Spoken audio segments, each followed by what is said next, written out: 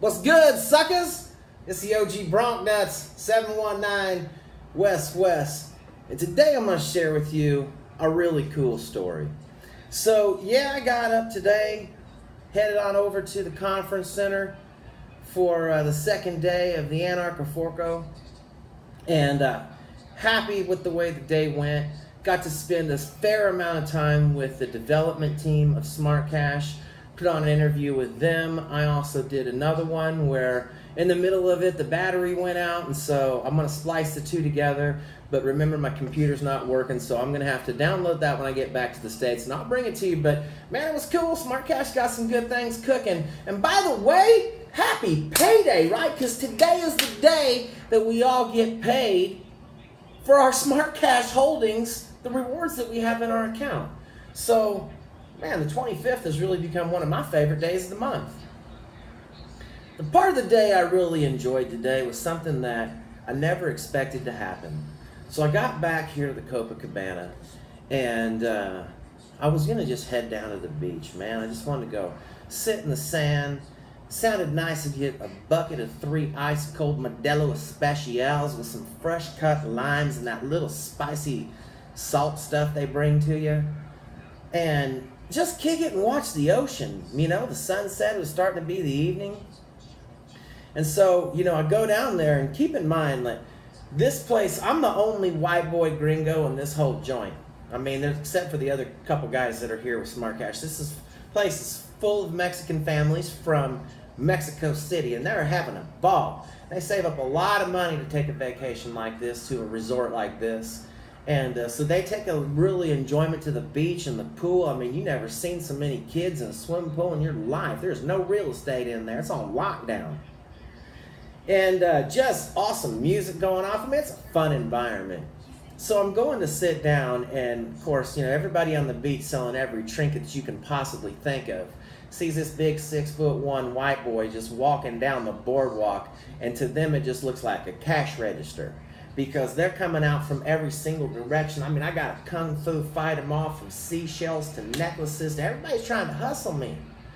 So I said, okay, hey, y'all just back up off me. I brought some money with me, and I planned on spending a whole bunch of it. But just let me think for a second, get a beer. So I sit down, and the next thing I know, this grandmother, who's probably, 70s, and her granddaughter's probably in her 20s.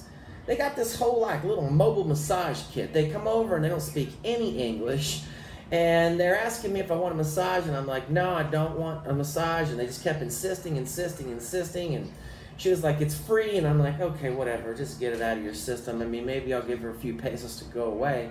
And this friend that I have made that kind of works for the hotel, who works on the beach, he speaks really good English, he comes over and he's just laughing at me.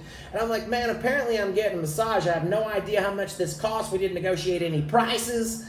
And so he starts talking to him. He says, okay, it's 400 pesos for a half hour. They're just going to massage your feet and your arms and your head and your back. And I'm like, okay, whatever. Just, I'll let him make a few bucks.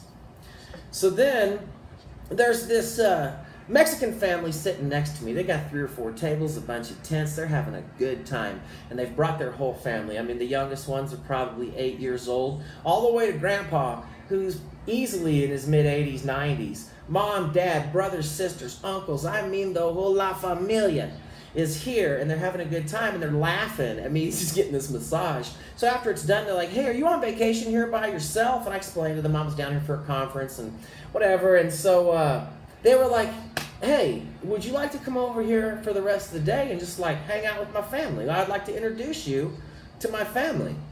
And I'm like, yeah, that'd be tight. So I go over and I sit with them, and man, did I have a great time with this family. They barely knew enough English, and I barely knew enough Spanish, but at all times, we all understood what we were talking about, and all understood what was going on. We all had the same common goal, which was just to enjoy the Saturday afternoon and be thankful that we're not at work. And what a blast. So one of the kids over there's about a 15-year-old boy, and there's an 18-year-old girl that's just now getting into college. Nobody in this family's ever been outside of Mexico, and the only two places they've ever been is Mexico City and Acapulco. This is where they come to go on vacation.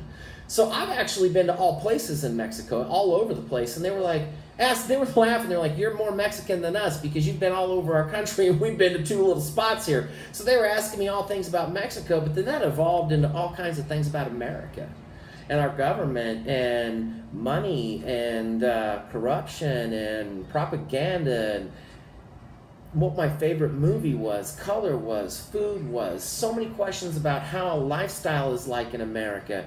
And it was just amazing because they were so intrigued and so interested in all of these crazy weird things, like what your favorite car is, what do people drive, how big are people's houses, how much do they pay, how much do they make people make it work. They were just trying to compare things, and it was really an interesting conversation. So at the end of it, this boy says, "How do you think my English is?" I said, "Man, I think your English is really good. I can actually understand you better than I can your sister or anybody else in your family. Like, your word pronunciation is very clear. Your way you form sentences, the word pattern is right." And he starts laughing. He says, "Well, my English teacher at school tells me that I'm the worst English student in her class." And I said, "Well, you go tell her you just talked to the biggest, whitest gringo cracker from the center of the United States, and I'm telling you that you can come to America right now and everybody in the land would be able to understand exactly what you're saying." I said, "So just keep at it. It's a lot of practice." But awesome time with this family. I can't say enough on how much fun I had with them. Just laughs. And they understood my jokes. I understood their jokes. I mean, it was a good time. And just Mexican music being played all over the place. Cold, plates of watermelon and pineapples and grapes and all kinds of fruit just going by on ice. Shrimp just walking by on ice. Clams, mussels walking by in big ice buckets that had just been caught. Beers, drinks, all kinds of awesome handmade presents. And it was great because you just eat everything that walks by. It's just kind of like being at a buffet. And I'm like, yo, the Copacabana is on point. This is a whole different environment than what's going on around the corner over here at the Princess. But man, if you're coming down here, it depends on what you want. But I will highly recommend the Copacabana. The food across the street at the little cantina seafood place, great food. There's another one just around the corner. It's got awesome food. And nobody speaks English, but again, I can speak enough Spanish that I understand them and they understand me, and I never get served with something that I don't want. So, it works. And I'm really pleased that I came down here for this trip, and I'm really pleased that I met this family. An interesting thing that they asked me right away, "Where are you from?" I said, "Colorado."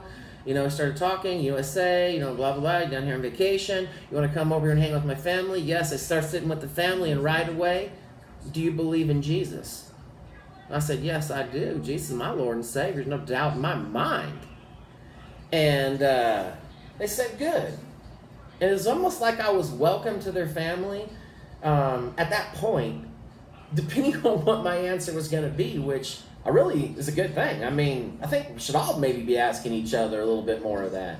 But anyway, this isn't about religion. I just wanted to share that with you, that was the question that I got. So anyway, that's all that happened today. I'm going to be looking forward to a little bit more of the conference tomorrow, a lot more of the beach. Going to be my last day. About to wrap it up down here. I can't really film any more footage because I can't turn my camera on and dump any of the videos. My SD card is full. So it's going to be a wrap down here for the OG Bronc Nuts, other than what I can do right here on the iPad. So till tomorrow, West checking up on out of here. See ya, suckers. Here's your poke in the eye. Bink.